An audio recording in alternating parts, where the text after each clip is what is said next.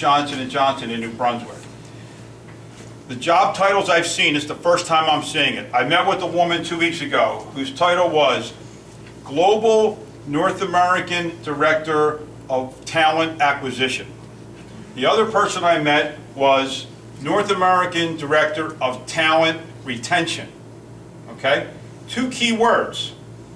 HR in major companies has been broken up into talent attraction, how can they find people to fill their jobs, and the other side of the house is talent retention, how can they keep these people who are looking to jump ship, okay? So if you're looking to start interviewing at some major companies, just get used to the term personnel doesn't exist anymore. HR is going by the way of the door, and talent acquisition, talent retention are the 2 major buzzwords out there right now. And I have to imagine it's only going to get bigger and bigger because when the top Fortune 100 are doing that, it will sweep across the country. Okay? So very quickly, I gave you a handout. I'm going to touch on a couple of topics and move quickly because there was a resume seminar. Resumes, do you need one? Absolutely. Keyword search. Is there anybody here who's not familiar with the terminology keyword search? Anybody here who's shy and doesn't want to raise their hand and is not familiar with the word keyword search? Can I see a hand? Keyword search. Bill Clinton was elected president, Al Gore.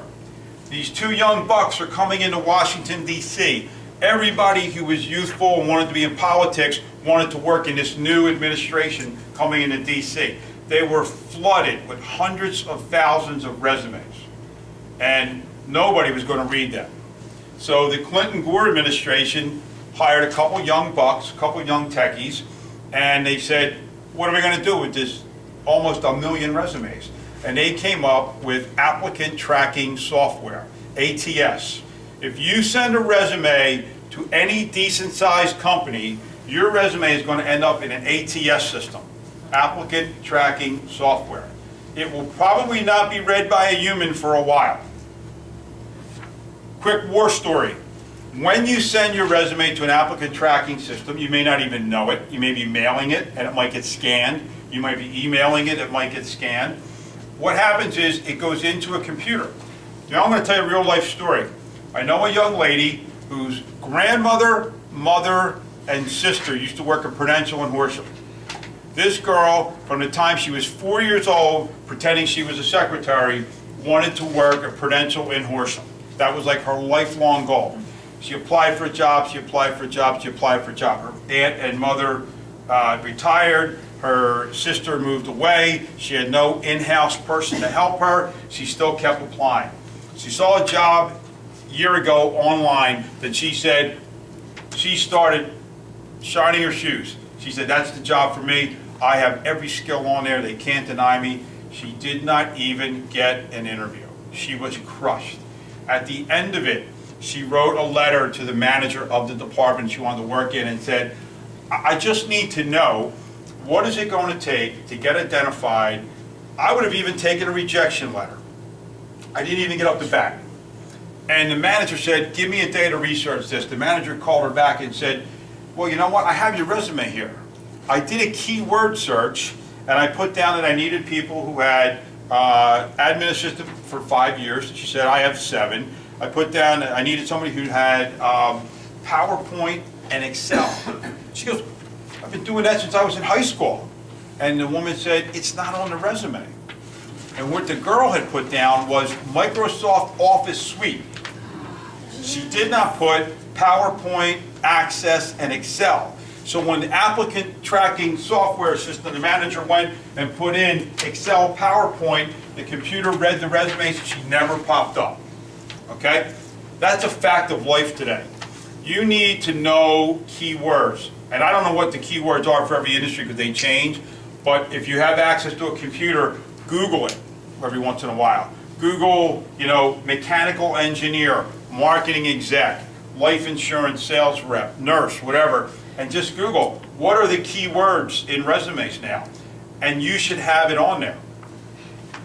I know a recruiter whose brother came up with, and maybe Jimmy can verify this, but when you're doing Word document, you can put some in white print, right? Mm-hmm. You can't read it, okay? So if you can put certain words on a resume in a white font that is not even visible, but the computer ATS system can pick it up. This guy has about 50 keywords at the bottom of his resume that you can't even see. Okay? Yeah. One of the tricks that he says you could do, I'm not an engineer, I never tried it. Specifically vague. You do not want to get knocked out of a situation. So if you're looking for a position in sales, but you would take a position in marketing, and you put in your keywords looking for a position in sales, if they have something in marketing, you might never get called. Okay? So you want to be what we call specifically vague, looking for a position in sales and or marketing, yada, yada, yada.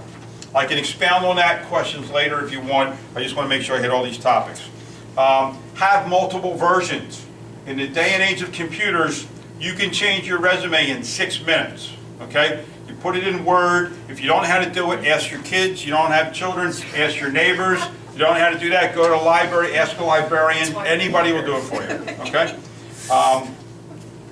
That's it on resume. Does anybody have a specific question? I'm sort of buzzing through that because it's already been talked about in the other room. Yes? You mentioned the keywords. A lot of times when you're applying for a position, they will have a job description and Yep. whatnot. It's probably a good idea to focus on whatever they're putting in there, right? It's not a good idea, it's essential. That's a very good point. There is so much information you can find. I'll give you an example. My father retired from Whitman's Chaka for 53 years with a gold watch. Those days are gone, okay?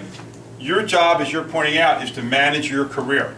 So the more information that you can find, the better it is. Get the job description, use the keywords. That's a very good point. Okay. Moving on from resumes, if you have questions, we can talk about it later. Networking. Everybody knows somebody. If you are unemployed, you don't care who finds out that you're looking for a job, okay? I tell people this all the time. I try to find a positive. Somebody came in a couple weeks ago, he was unemployed. I said, that's great. And he looked at me like I was crazy, and I said, well, what I'm trying to say is, we don't have to worry about your boss finding out you're looking. We can go on to every social media that there is. We can tell every human being that there is. If you want to put it out on Twitter or on Google, you want to get a billboard on 95. You don't have to worry about anybody finding out, so use that to your advantage. If you're gainfully employed, you got to be careful, okay? You got to manage your career, so you got to be careful what you're doing.